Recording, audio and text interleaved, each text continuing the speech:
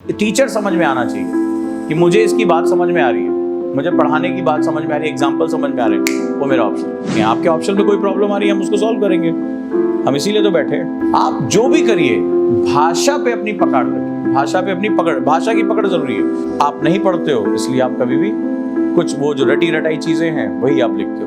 तो आपको अपना दिमाग डेवलप करना होगा, इसके लिए आपको पढ़ना होगा। फिर सांस लेता है, फिर थोड़ी सी, फिर कोई बकअप करता है, चल आगे बढ़, तो फिर वो थोड़ी दूर दौड़ता है, फिर वो तो पैराग्राफ में आपने किया। लेकिन अगर आप लिख सकते हो, वंडरफुल, तैयारी करके तो कोई दिक्कत नहीं, कोई दिक्कत नहीं इसमें, बहुत बढ़िया है। क्या दिक्कत है? पैराग्राफ उनके लिए, जैसे हमने पहला आंसर राइटिंग जब चेक किया तो हमें समझ में आ गया हालात ठीक नहीं है, ठीक है। तो अगर तुम तैयारी करके आओ तो बहुत अच्छी बात है, बहुत जमा करो, क्यों रखे हुए हो? हैं? तो कौन सा लिखा तुमने? कोई बात नहीं, हम उसी को चेक कर लेंगे, रखे रहो उसको, ठीक है। हो गया, चलिए बुक्स मिल गई। अब धीरे धीरे शुरू हो रही कहानी। गुरुकुल जो बैच है उसकी सबसे खास बात क्या है? टीचिंग तो हर जगह हो रही है, वो हम भी करते रहेंगे। इस बैच की सबसे खास बात है मेंटर्स। और मेंटर किसे कहते हैं? मेंटर किसे कहते हैं? मार्गदर्शक किसे कहते हैं? अरे उसको इवैल्यूएशन कहते हैं। मार्गदर्शक जो तुम्हें रास्ता दिखा सके, ये तुम्हारा सही रास्ता है, जो तुम्हें बकअप कर सके। तुम्हारे वो टीचर से ज़्यादा जो है वो कोच की तरह काम करता है। कोच तुम्हारी कमियों पे काम करता है, ठीक है। कोच तुम्हारी एबिलिटीज़ के साथ साथ तुम्हारी कमियों पे काम, तुम्हारे लिए स्ट्रैटेजी बनाता है, तुम्हारे लिए नियम बनाता है, वही कोच होता है, उसी को मेंटर कहते हैं, ठीक है। जिस पे तुम बहुत रिलाई करते हो, जिसको तुम अपना सब कुछ मानते हो और उसकी बात को पूरा करना चाहते हो, दैट इज मेंटर। तो आप लोग जो भी, जिसकी इसकी इंग्लिश वीक है बता दो, छुपाओ कुछ नहीं, ठीक है। डॉक्टर से कुछ नहीं छुपाते हैं, तो बता दो जिसको जो भी प्रॉब्लम है। आंसर राइटिंग नहीं आती है, हम कल यही बात कर रहे थे कि हमें सिखाना है आपको। हम ये टेस्ट, आप, मुझे पता था बीमारी नहीं बताओगे, ये हमें पता था, इसीलिए हमने कहा बीमारी को क्या होता है। जैसे आप बताते नहीं हो साहब, डॉक्टर साहब पेट में हियाँ दर्द हो, तो डॉक्टर साहब कहते हैं अच्छा एक काम करो, जाओ जरा तुम अल्ट्रासाउंड करा लो, तुम्हारा समझ में नहीं आ रहा, हियाँ दर्द हो रहा है, हुआ दर्द हो रहा है, तो अल्ट्रासाउंड में रिपोर्ट आ जाती है, तो हम तुम्हारा अल्ट्रासाउंड करा रहे हैं, अभी तुम्हारा CT स्कैन करा रहे हैं, कि निबंध कैसे, ऐसे कैसे लिखते हो, क्या चीज़ें हैं प्रॉब्लम। इंग्लिश में किसको किसको प्रॉब्लम है? राइट, तेरी रवि बजाज सर की बड़ी रिक्वायरमेंट है, आ जाएंगे। कोई प्रॉब्लम ही नहीं है, this is not the problem. और तुम लोग को इंग्लिश की प्रॉब्लम लग रही है तो जो इंटरव्यू जाने वाला है उसको देख लेना, शुद्ध हिंदी माध्यम से, राजस्थान से, और उसने कैसे UPSC क्रैक किया और उसने क्या बात बोली। मैसेज बड़ा क्लियर बोला कि ये जो हिंदी इंग्लिश करते रहते हैं वो नहीं करना है तुम्हें। उसने भी किया और अटेम्प्ट खराब किए अपने, बाद में जब समझ आई तब सही कर लिया, ठीक है। तो रवि बजाज सर को बुला देते हैं, प्रॉब्लम सॉल्व कर देंगे। और किसी को कोई दिक्कत? क्या दिक्कत है?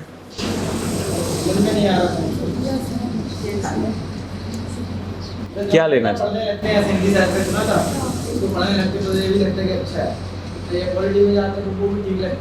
अच्छा सब लग रहा है, पढ़ने लगते तो वो अच्छा लगने लगता है, लेकिन फिक्स नहीं हो पा रहा है कि किसी को पकड़ेगा। देखो हिंदी साहित्य पढ़ने में बड़ा मजा आता है, गद्य, ठीक है। कभी पद्य पढ़ के देखो, तब समझ में आएगा। सबसे अच्छा तरीका है प्रीवियस ईयर पेपर upsc.gov.in की वेबसाइट पे चले जाओ। जो 2 या 3 तुमने फाइनल किया, सबको मत फाइनल कर लेना, 2 या 3 फाइनल किए, उसके क्वेश्चन लगा के देखो कि किसके क्वेश्चन की लैंग्वेज आसानी से समझ में आ रही। जैसे अभी सुमित सर आए थे अपनी बात कहने के लिए, ऐसे ही अंकुर सर को बुला देता हूँ, उनसे बात करो, मैम से बात करो, ठीक है। तो आप सबसे बात करके देखो कि कौन सा मेरा ऑप्शनल हो सकता है, फिर उसके क्वेश्चन लगाओ। The best is not about the कि बुक्स कौन सी पढ़ रहे हो, आप उसके क्वेश्चन लगा के देखो कि कौन सा क्वेश्चन मुझे समझ में आसानी से आ रहा है। फिर रिजल्ट्स देखो, बुक्स देखो, टीचर देखो। सबसे इंपॉर्टेंट इसमें होता है टीचर कौन मेरी समझ में आ रहा है, ये बड़ा इंपॉर्टेंट सेगमेंट होता है। अगर टीचर समझ में आ गया ऑप्शनल का तो सब अच्छा है। इस बार देखो, मतलब SRCC की पढ़ी हुई लड़की PSIR ऑप्शन ले रही है, इंजीनियर ह्यूमैनिटी का सब्जेक्ट ले रहा है, तो ऐसा तो नहीं कि उसने बचपन से पढ़ा होगा, बट एक अच्छा गुरु मिल गया।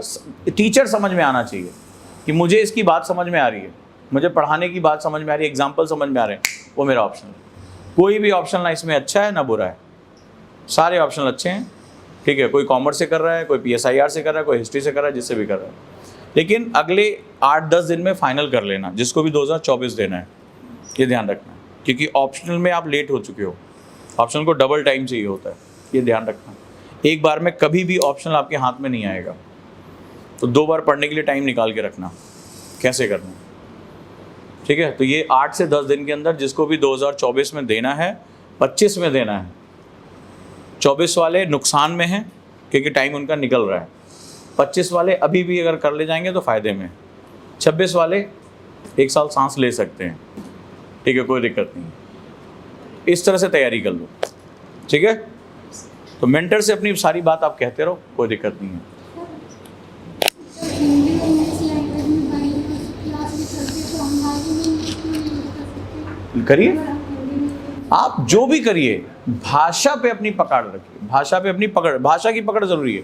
और भाषा की पकड़ का जो मतलब होता है, जैसे मान लीजिए लिखना है कुमारी, अब का पर बड़ा ओ की मात्रा है, छोटी ओ की मात्रा। अब तुम हिंदी से पेपर दे रहे हो, एग्जामिनर के साथ तुम इतना अत्याचार कर रहे हो, तुम्हें ये नहीं पता कि छोटी की मात्रा है बड़ी की मात्रा, कौन सा शाह लगेगा ये नहीं पता, बड़ी गड़बड़ आ रही। इंग्लिश यूज़ कर रहे हो तो कम से कम प्रॉपर तो करो, उसको सिग्नेचर करके मत दो यार कि मेरा ऑटोग्राफ रखो, तुम हम IAS हैं।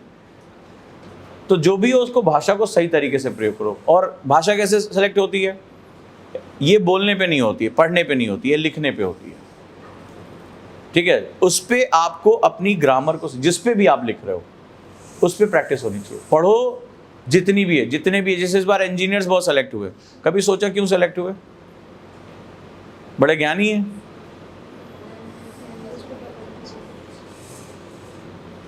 एक्चुअली इनका जब तुम देखोगे ना ओरिएंटेशन, तो ये 2-2 लैंग्वेज पे कमांड करके रखते हैं। बड़ी मजबूरी है कि वहाँ इंग्लिश में सारे पेपर देने हैं, मजबूरी में उन्हें पढ़ना है, बात उन्हें जैसे करनी है वो अपना करते रहते हैं। तो इनका क्या होता है, लैंग्वेज, एक से ज़्यादा लैंग्वेज में उनकी पकड़ हो जाती है।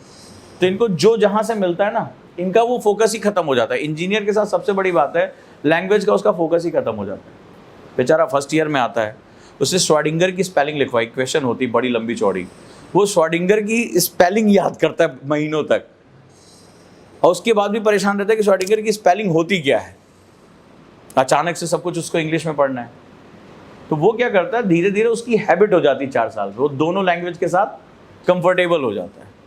तो उसका एक जो डायलमा है कि ये मेरी लैंग्वेज हिंदी या मेरी लैंग्वेज इंग्लिश है या पंजाबी या बंगाली है, उसका डायलमा 4 साल में ख़त्म हो जाता है। उसको ये समझ में आता है। दूसरी बात समझ में आती है, भाई अगर ये नहीं तो कुछ नहीं, मतलब यही डू और डाई है। तो उसको समझ में आता है मार्केट में कंपटीशन बहुत ज़्यादा है, ठीक है, जॉब की जो है वो रिक्वायरमेंट्स हमारे पास अभी उतनी है नहीं, तो हमें क्या करना है, हमें इसमें अपना सब कुछ झोंक देना। तो जब आप सब कुछ झोंक देते हो तो अच्छा होता है। तो इस क्लास में भी उस लैंग्वेज के बैरियर को ख़त्म कर दो। जैसे इंग्लिश वाले हैं, तो इंग्लिश वालों को थोड़ा, अरे मुझे बहुत इंग्लिश आती है मुझे, लेकिन कभी तुमने प्रेमचंद नहीं पढ़ा, हिंदी नहीं पढ़ी, तुमने फणीश्वरनाथ रेणु नहीं पढ़ा, तो तुम कभी भी अपनी ग्रामीण समाज को समझ ही नहीं पाओगे। तो इंग्लिश प्रशासनिक भाषा हो सकती है, भारत की भाषा नहीं है।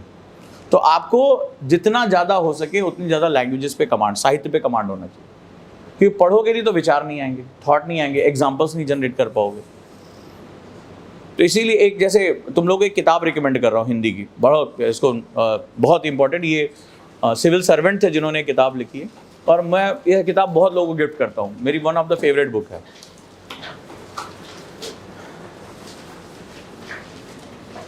हिंदी की किताब है और इसको ज्ञानपीठ पुरस्कार भी मिला, बहुत ज़बरदस्त जो है वो अवॉर्डेड बुक है। श्रीलाल शुक्ल की किताब है, राग दरबारी। किसने किसने पढ़ी है? राग दरबारी, राग दरबारी, one of my favourite book. ये ऑफिसर थे, सिविल सर्वेंट थे, उत्तर प्रदेश कैडर के। उन्होंने किताब लिखी राग दरबारी, मतलब तुम हंसते हंसते तुम्हारा पेट दर्द हो जाएगा। ये ऐसी किताब है, मतलब जब भी तुम कभी परेशान हो, उदास हो, कुछ ना पढ़ने का मन करे, ये किताब उठा के पढ़ लो, हंसते हंसते तुम्हारा पेट दर्द हो जाएगा। लेकिन हंसते हंसते, राग दरबारी, ठीक है, राग मतलब बोलो, दरबारी मतलब, राग दरबारी एक वर्ड यूज किया जाता है, दरबार में लगता है। इसमें गवर्नमेंट के ऊपर जो उन्होंने क्रिटिसिज्म किया है, और भारत की जो ग्रामीण परिवेश, कोऑपरेटिव सोसाइटीज़, कैसे उसमें भ्रष्टाचार होता है, ये बताते बताते उन्होंने ऐसी कहानियाँ बुन दी है कि तुम्हें लगे, मतलब तुम्हारे पेट में लिटरली दर्द होने लगेगा। लेकिन उसका मैसेज इतना क्लियर है कि तुम्हें बहुत कुछ ऐसा पता चलेगा जो तुम शायद अपने बुक्स पढ़ के नहीं समझ पाते। ऐसी किताब और है नरक यात्रा। ये बहुत बड़े कार्डियोलॉजिस्ट हैं, डॉक्टर ज्ञान चतुर्वेदी, मैं बहुत बड़ा फैन हूँ इनका, इनकी राइटिंग्स का। नरक यात्रा, इंडियन मेडिकल सिस्टम के बारे में जो ये किताब तुम्हें जानकारी दे देगी वो तुम्हें कोई नहीं दे सकता। नरक यात्रा, डॉक्टर ज्ञान प्रकाश चतुर्वेदी। डॉक्टर ज्ञान प्रकाश चतुर्वेदी, जब भी मूड ऑफ हो, बोर हो रहे हो, उठा के पढ़ लो। ये बेसिकली कहानी शुरू होती है एक सरकारी मेडिकल कॉलेज से। गरीब आदमी पहुंचा होता है सरकारी मेडिकल कॉलेज में अपने किसी रिश्तेदार का इलाज कराने के लिए, ठीक है। और कहानी शुरू होती है जहाँ मॉर्चरी से, जहाँ पोस्टमार्टम होता है उसके बाहर का एक सीन है, और बहुत रियलिस्टिक सीन है। एक कुत्ता है उसमें, एक हवलदार है। तो इसमें बहुत कुछ पिरोया गया है, जैसे कि गरीब आदमी कैसे अपनी लाइफ को लेकर आगे बढ़ता है, इंडियन मेडिकल सिस्टम कैसे जो है वो काम करता है, कैसे सारी चीज़ें दाएं बाएं होती हैं, और पूरी कहानी एक साथ ऐसे चलती है कि हंसते हंसते तुम्हारा पेट दर्द हो जाएगा, लेकिन मैसेज इतना सीरियस है इसका, और तुम्हें बहुत कुछ समझ में आएगा भारतीय समाज के बारे में, ग्रामीण समाज के बारे में, कि लोगों की लाइफ कितनी स्ट्रगल के साथ चलती है, किस तरह से हमारे यहाँ भ्रष्टाचार, किस तरह से चीज़ें, किस तरह से गरीबों के हित, गरीब खुद आपस में कैसे सोचते हैं। ये सब एक अलग डायमेंशन तुम्हें मिलेगा, बड़ा इम्पैक्ट क्रिएट करती है बुक, ठीक है। तो ये ऐसी दोनों किताबें जिसमें वाकई में ये बहुत व्यंग है, जिसे उन्होंने सटायर, व्यंग एक बहुत बड़ी कला होती है बात कहने की, ठीक है। व्यंग के सटायर के बारे में जानते होगे, तो ये बहुत एक बात कहने का तरीका होता है। आप कॉमेडी तो तुम्हें लग रही है, लेकिन वो बात बड़ी गंभीर कह जाते हैं। ऐसी एक किताब है मन्नू भंडारी, मैंने आपको बोला था, महाभोज, मन्नू भंडारी, पतली सी किताब है, Mannu Bhandari Mahabhoj. Indian political system में जो करप्शन है ना, ये किताब सन्न कर देती है एकदम। ऐसी कहानी चलती है, एक रीडिंग में खत्म कर दोगे इसको, मजा आएगा। लेकिन ये तुम्हें ऐसा मैसेज छोड़कर जाएगी कि लास्ट में तुम बिल्कुल सन्न बैठे रहोगे कि ये क्या हुआ, और भ्रष्टाचार के बारे में मतलब तुम अजीब सा फील करने लगोगे कि इतना मतलब भ्रष्टाचार है। तो ये भी एक बड़ी ज़बरदस्त किताब है। ऐसे प्रेमचंद को ज़रूर पढ़ना अगर ग्रामीण भारत को समझना चाहते हो। किसने प्रेमचंद को पढ़ा कभी किसी ने? क्योंकि उसके आप एग्जाम्पल जब यूज़ करोगे तो वो बहुत, ऐसे में बहुत मज़ा आता है उसमें, ठीक है। कई बार हम उसको कोट भी करते हैं, कई बार वो बहुत, मतलब प्रेमचंद की लेखनी के बारे में आपको बता, चाहे इंग्लिश मीडियम वाले हो चाहे हिंदी वाले हो, सभी अगर हिंदी वाले हैं, अगर आप प्रेमचंद नहीं पढ़ा तो लानत है आप पे, सॉरी टू से, लेकिन लानत है आप पे। क्योंकि प्रेमचंद जब लिखते हैं तो ऐसा लगता है उनके सामने कोई मूवी चल रही हो।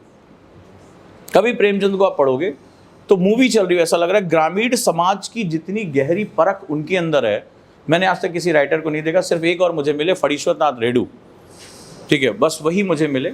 अदरवाइज मैंने प्रेमचंद से जितना जो है रूरल इंडिया के बारे में जितनी गहराई से, जो समाज का ताना बाना, रीत रिवाज, परंपराएं, जो ऑर्थोडॉक्सनेस होती है, जो कुरीतियां हैं, मतलब प्रेमचंद से बड़ा मैंने अभी तक कोई राइटर नहीं देखा। आप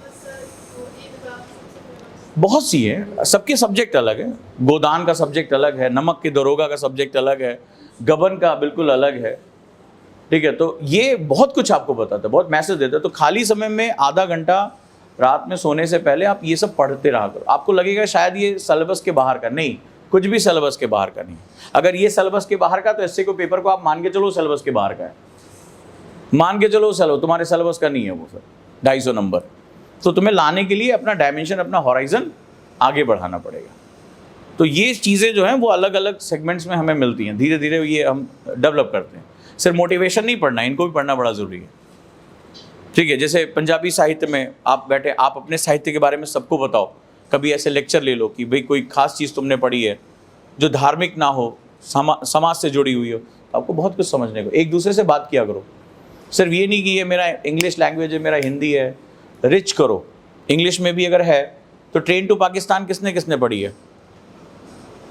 खुशवंत सिंह, किसने किसने पढ़ी है इंग्लिश वाले? अब हिस्ट्री का डायमेंशन 2000 तक लेकर आ गए हैं। तो मैं 1947 की एक बड़ी इंपॉर्टेंट घटना नहीं तुमने पढ़ी तो फिर मतलब नहीं। इसका मतलब तुम्हारा बस वो है कि सिलेबस रटो, पास हो जाओ किसी तरीके से, आपका लिटरेचर से कोई लेना देना नहीं है। तो train to Pakistan one of the most recommended book है, पढ़िए, पढ़नी चाहिए, पतली सी किताब है। बट वो तुम्हें 1947 में जो हुआ था उसके बारे में बहुत कुछ बता सकती है जो शायद ये सिलेबस बुक्स नहीं बता सकती। ट्रेन टू पाकिस्तान,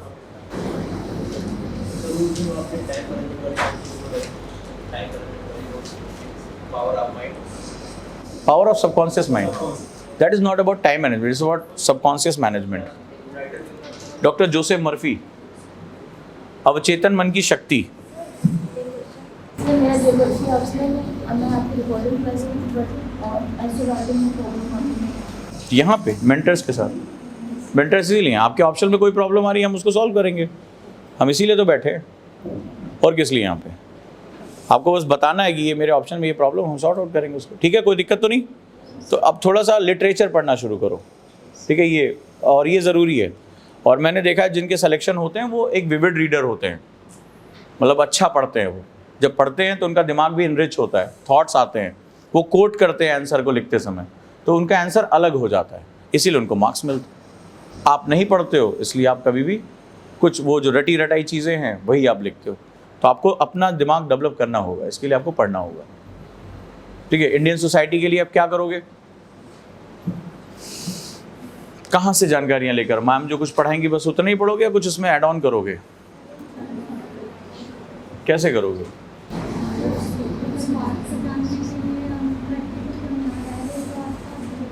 प्रैक्टिकली हम जहाँ पे हैं उसके आसपास देखेंगे, ठीक है, पहला तो काम हम अपने आसपास को ऑब्जर्व करेंगे, समझेंगे, सोचेंगे। इसके बाद एक मैगजीन आती है कुरुक्षेत्र, गवर्नमेंट की मैगजीन है कुरुक्षेत्र, ऑनलाइन भी मिल जाएगी तुम्हें, कहीं ना कहीं ढूंढोगे आजकल सब कुछ मिल जाएगा। योजना भी रिकमेंड है, लेकिन पहले कुरुक्षेत्र इसलिए क्योंकि वो ग्रामीण समाज को है। योजना विकास परक मैगजीन है, यानी वो that is a development base है। कुरुक्षेत्र स्पेशली फॉर जो है वो जो है ग्रामीण विकास के लिए आती है। तो उसमें बहुत से ऐसे टॉपिक होते हैं जैसे मातृत्व सुरक्षा, यानी कि जो है वो जो मैटर्निटी के ऊपर है उसके बेनिफिट्स को लेकर, ग्रामीण रोजगार को लेकर, ठीक है, जो भी हमारा ग्रामीण विकास को लेकर, ग्रामीण ऊर्जा को लेकर, तो वहाँ से आप शुरू कर सकते हो। ये क्या है, ये कंटेम्प्रोरी गवर्नमेंट जो थॉट कर रही है वो आपको पता चल जाएगा। अगला रिसोर्स है जो आपको पढ़ना ही भी पड़ेगा, that is PIB, press information bureau, सब ऑनलाइन अवेलेबल है। PIB, press information bureau. तुम क्या नहीं लिख रही हो,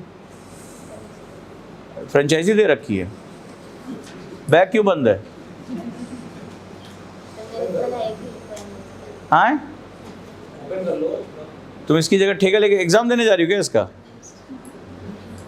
ये स्कूल वाला छोड़ दो, स्कूल में बहुत किया ना, अरे तू लिख ले, खाने का टाइम हो रहा है, मैं अपनी एनर्जी बचाऊंगी। तो सारी किताबें भी इसको दिला दे, तुम क्या करोगी, यही पढ़ लेगी, दोबारा ये ना हो और आगे बैठ के तो ना हो गलती। अभी सुबह समझा के गया हूँ ना कि मसल्स मेमोरी चाहिए, कहाँ गई तुम्हारी मसल्स मेमोरी?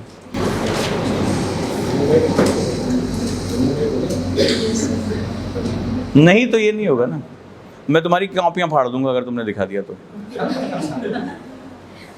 ये तुम समझना, ये आज के बाद ना हो कभी, ठीक? नहीं तो उठ के चले जाओ, बाहर भूख लगी जाके चना चबेना कुछ खरीद के खा लो, यहाँ मत बैठो।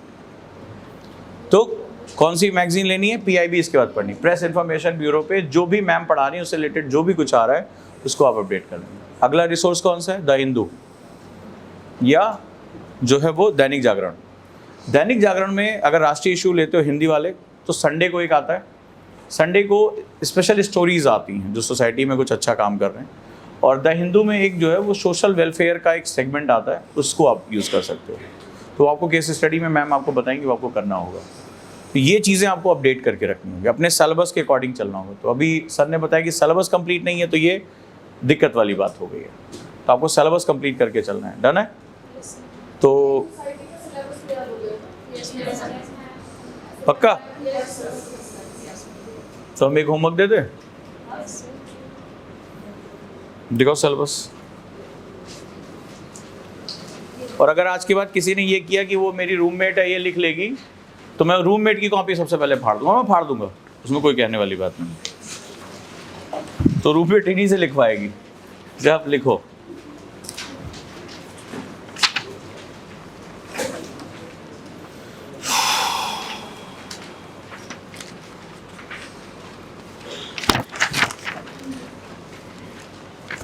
एक छोटा सा होमवर्क दे रहा हूँ, salient feature of Indian society, ma'am ने इस पे क्या पढ़ाया? भारतीय समाज की विशेषताएं, इस पे क्या पढ़ाया? मैम ने क्या पढ़ाया? पॉइंट्स बताए? ठीक है, अब एक काम करो तो छोटा सा इसका फ्लो चार्ट एक बनाओ, ठीक है, सबका एक फ्लो, अभी नहीं, घर का हम भी नहीं, ठीक है, सभी पे आप इससे क्या समझते हो? Salient feature of Indian society के कितने डायमेंशन तुम समझ पाते हो? ये थिंकिंग है। मतलब मैम ने जितना बताया, मान लो मैम ने 5 पॉइंट बताए, आपको 8 पॉइंट लिखने हैं। मतलब आप क्या सोचते हो भारतीय समाज में क्या क्या विशेषताएं हैं? डाइवर्सिटी ऑफ इंडिया, तो तुम एक फ्लो चार्ट केंद्र में लिखो डाइवर्सिटी ऑफ इंडिया, और जैसे मैंने डेंड्राइट्स बताए थे उस तरह से उसमें सिराएं निकाल के, और उस पर सोचो कि डाइवर्सिटी का मतलब क्या हुआ, डाइवर्सिटी को मैंने कितने रूप में देखा है। आपको इमेजिन करना है, शांत होकर बैठना है कि डाइवर्सिटी में मैंने, जैसे हमारी ये बच्ची हैं तो पंजाब से आती हैं, ठीक है, आप कहीं और से आते हो तो आपके कपड़े अलग हैं, आपके रीति रिवाज अलग हैं, आपका पहनावा अलग है, खान पान अलग होगा, ठीक है। भारत को diversity on the basis of geography, on the basis of climate, on the basis of culture, on the basis of history. हमारा इतिहास हिस्ट्री में भी होता है। जैसे अगर कभी देखोगे तो सड़क के किनारे तुम्हें लोहार दिखता है, वो एक बैलगाड़ी जैसी होती है, राजस्थान में आपको बहुत दिख जाएगी। तो वो लोग हमेशा जो अपना लोहे का काम किया, बच्चे भी होते हैं उसी में किनारे वो लगा के सो गए, और वो हमेशा घूमते रहेंगे। अब तुम कहोगे कि यार भारत में इतना कुछ हो गया, प्रधानमंत्री ग्रामीण आवास योजना फलाना, इनको क्यों नहीं मिला? तो अब जब उनकी हिस्ट्री पता करोगे तो उन्होंने महाराणा प्रताप से वादा किया था कि हमारे जितने भी जो वंशज हैं वो कभी अब घर बसा के नहीं रहेंगे। So they never start their own settlement. तो उनका बेस हिस्टोरिकल, ठीक है, उनका बेस हिस्टोरिकल है। तो अब क्या हो जाएगा वहाँ पे? फिर वो प्रॉब्लमेटिक सिचुएशन है। तो इस वजह से वो एक जगह नहीं होते। तो वो भी क्या, दैट्स क्रिएट द डाइवर्सिटी। तो भारत में क्या क्या चीज़ें हैं वो आप सोचना शुरू करोगे। तो सिलेबस को रीडिफाइन करो, लिखो होमवर्क, सिलेबस को रीडिफाइन करना है। किसका है? सिलेबस को रीडिफाइन करना है। फ्लो चार्ट में कितने नए पॉइंट तुम सोच के ला सकते हो, जितने भी पॉइंट्स हैं, ठीक है।